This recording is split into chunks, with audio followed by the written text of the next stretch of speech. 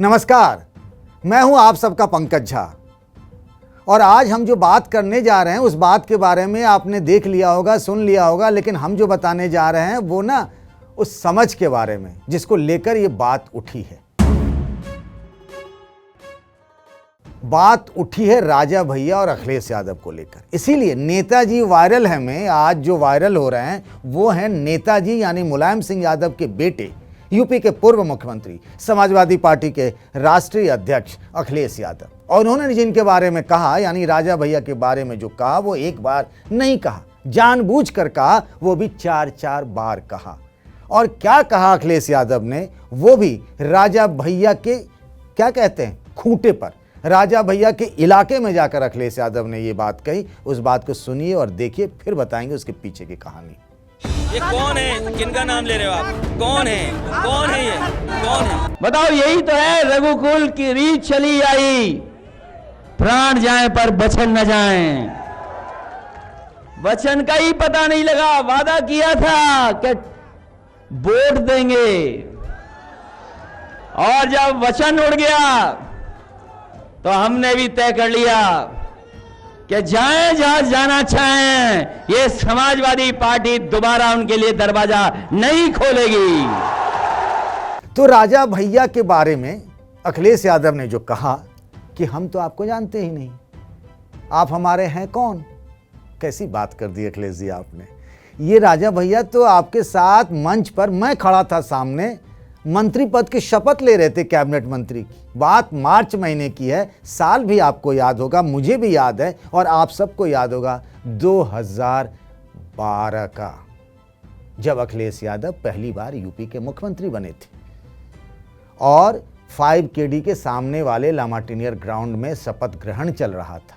और राजा भैया उर्फ रघुराज प्रताप सिंह जो 1993 से लगातार विधायक चुने जाते रहे हैं निर्दलीय, और हर बार उनकी जीत का ग्राफ बड़ा हो जाता है, यानी वोटों का अंतर नियरेस्ट राइवल से उनका और बड़ा हो जाता है। उस राजा भैया के बारे में अखिलेश यादव ने कहा कि हम तो जानते ही नहीं हैं कि ये हैं कौन। भाई, अखिलेश यादव के घर राजा भैया कितनी बार गए और अखिलेश यादव भी राजा भैया के घर गए। एक बार तो मैं खुद था जब उनके घर गए थे और वो रामायण से जुड़ा एक कार्यक्रम था, एक शो था, उसमें गए हुए थे, मैंने देखा था। और राजा भैया और अखिलेश यादव या मुलायम सिंह यादव का रिश्ता कोई आज का नहीं है। मुलायम सिंह यादव का रिश्ता तो उनका बहुत पुराना है। अब कहानी कहाँ से शुरू हुई उसको समझिए कि मुलायम सिंह यादव के 73वें जन्मदिन के बाद एक दिन बाद राजा भैया उनको जन्मदिन की बधाई देने गए थे और उन्होंने तब बाहर निकल कर कहा था इसको राजनीति से ना जोड़िए। अब बात उठ रही थी कि भाई जब मिल गए हैं मुलायम सिंह यादव से तो क्या अखिलेश यादव और राजा भैया का कोई गठबंधन होने वाला है। राजा भैया ने 2018 में एक पार्टी बना ली है, उनकी पार्टी का भी रंग न पीला है, ओम प्रकाश राजभर की पार्टी जैसा, नाम है जनसत्ता दल। अब राजा भैया और मुलायम सिंह यादव के रिश्ते इतने अच्छे हैं तो अखिलेश यादव से उनकी क्यों नहीं बनी? आपके मन में आ रहा है ना भाई, अखिलेश यादव के शिवपाल यादव से नहीं बनी, चली उसकी वजह है, पर राजा भैया से क्यों नहीं बनी आपको पता है क्या? मैं बताता हूं आपको। राजा भैया उनकी सरकार में खाद्य आपूर्ति मंत्री रहे। फिर एक मामला आया डीएसपी जियाउल हक के मर्डर का, उन्हीं के प्रतापगढ़ में ये कांड हुआ था, कुंडा में ये कांड हुआ था। राजा भैया को इस्तीफा देना पड़ा, सीबीआई ने इसकी जांच की और बाद में फिर से राजा भैया उनके मंत्रिमंडल में चले आए। और राजा भैया वो व्यक्ति हैं जो बीजेपी की सरकार में भी कैबिनेट मंत्री रहे, वो राम प्रकाश गुप्ता का हो, वो राजनाथ सिंह की कैबिनेट में मंत्री रहे, वो आपको बताऊं कि मुलायम सिंह यादव की सरकार में कैबिनेट मंत्री रहे, अखिलेश यादव की भी सरकार में कैबिनेट मंत्री रहे, सब कुछ अच्छा चल रहा था।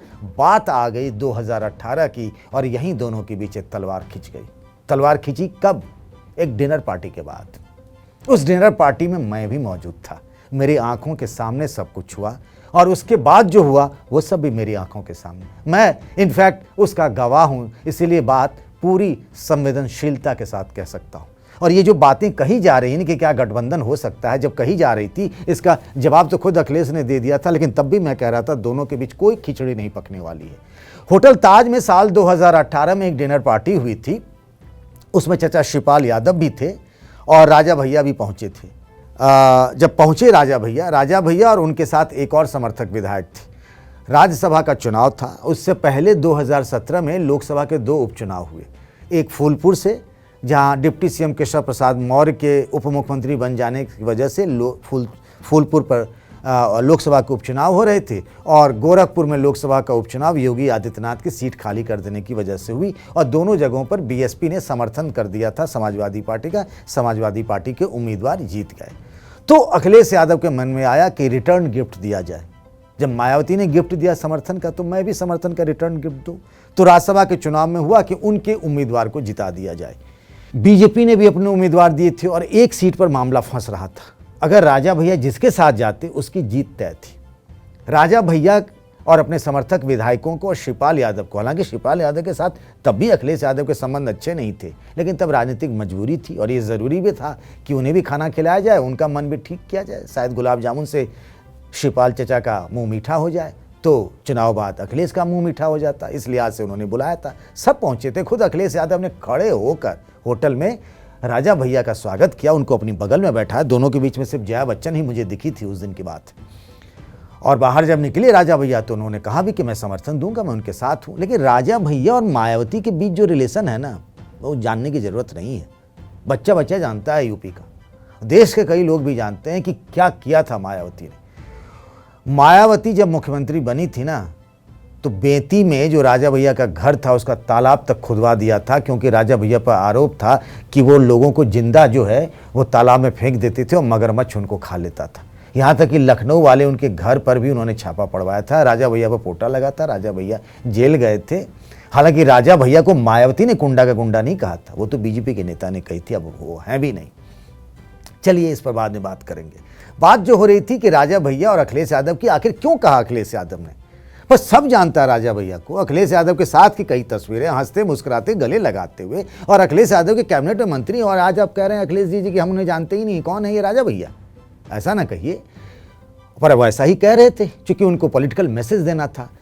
तो उसके बाद राज्यसभा का चुनाव हुआ, और ये आरोप लगा कि राजा भैया, उनके समर्थक विधायकों ने मायावती के लिए वोट नहीं किया, उन्होंने बीजेपी के हिस्से में वोट कर दिया, और बीजेपी के उम्मीदवार की जीत हो गई। अगले ही दिन अखिलेश यादव को जब इस बात का पता चला, पता तो उससे पहले ही रात को चल गया था जब चुनावी नतीजे आए, तो अखिलेश यादव ने वो ट्वीट जिसमें उन्होंने राजा भैया को थैंक यू कहा था समर्थन देने के लिए, डिलीट कर दिया। इससे पहले अखिलेश यादव ने कोई ट्वीट नहीं डिलीट किया था, कभी नहीं करते, पर वो ट्वीट इकलौता ट्वीट है जिसे उन्होंने डिलीट किया। एक आध ट्वीट में गलतियां हुई तो ट्वीट को सुधार दिया उन्होंने, डिलीट नहीं किया।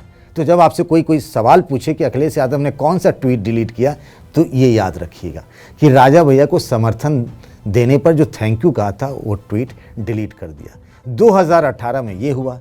2019 का लोकसभा चुनाव चल रहा था। मायावती और अखिलेश यादव में दोस्ती हो गई थी।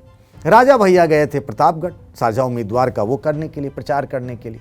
तब उन्होंने एक बात कही थी, मैं खुद उस रैली में था, और मैं इसी देखने और सुनने के लिए गया था कि राजा भैया के इलाके में अखिलेश यादव आखिर कहते क्या है। तो उन्होंने कहा कि इस मंच पर कई क्षत्रिय नेता भी हैं, और वो जानते होंगे कि रघुकुल रीत सदा चली आई, प्राण जाए पर वचन न जाई।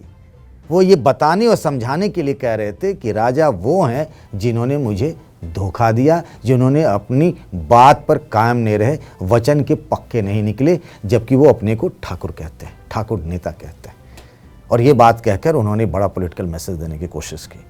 तो राजा भैया और अखिलेश में तो 36 नहीं 63 का रिलेशन है। 36 तो आम बात होती है, बहुत भयंकर रिश्ता है। और ये भी गजब की बात है कि मुलायम सिंह यादव आज भी राजा भैया को आशीर्वाद देते हैं, दिल से मानते हैं, लेकिन अखिलेश यादव उन्हें इस बात के लिए माफ़ करने को तैयार नहीं है, और राजा भैया इस बात के लिए अखिलेश यादव को माफ़ करने को तैयार नहीं है कि जिस नेता ने उन्हें जेल भिजवाया था, आप उसके साथ कैसे दोस्ती कर सकते हैं। और यही दोनों के बीच के मन की गांठें जो हैं, वो राजनीति में कहते हैं ना कि ना तो कभी स्थायी दोस्त होता है ना दुश्मन होता है, लेकिन मन की गांठें तो स्थायी ही होती हैं। तो आज के लिए बस इतना ही, फिर आएंगे आपके साथ नेताजी वायरल है में किसी और नेताजी की कहानी लेकर। तब तक के लिए नमस्कार।